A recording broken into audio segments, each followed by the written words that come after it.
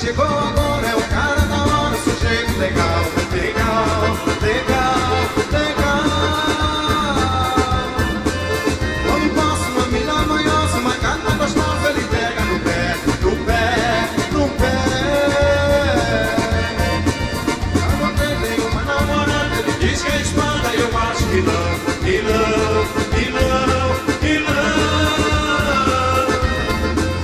O seu carro anda cheio de macho, pra cima e pra baixo de uma condição.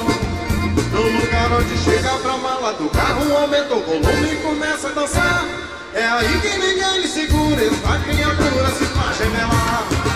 Esse cara é boiola, sim, esse cara é boiola. Eu não tenho nenhum preconceito, mas olha do jeito que ele rebola.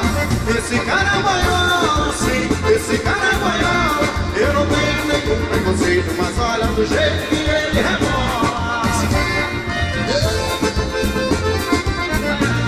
Esse cara que chegou agora é o cara da hora, sujeito legal, legal, legal, legal. Quando passa uma mina manhosa, uma gata gostosa, ele pega no pé, no pé, no pé. Mas não tem nenhuma namorada, ele diz que é espada, eu acho que não, que não, que não, que não.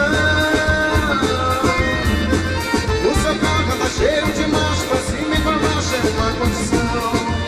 No lugar onde chega pra mala do carro, aumenta o volume e começa a dançar. É aí que ninguém lhe segura e outra criatura se faz revelar. Esse cara é boiola, sim, esse cara é boiola. Eu não tenho nenhum preconceito, mas olha do jeito que ele rebola. Esse cara é boiola, sim, esse cara é boiola. Eu não tenho nenhum preconceito, mas olha do jeito que ele rebola.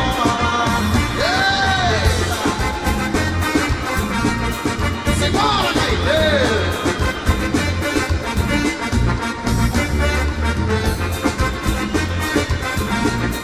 Ui!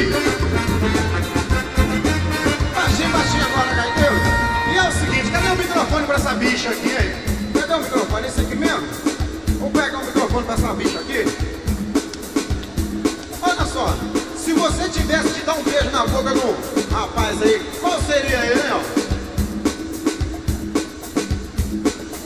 É você, meu amor! Gostoso!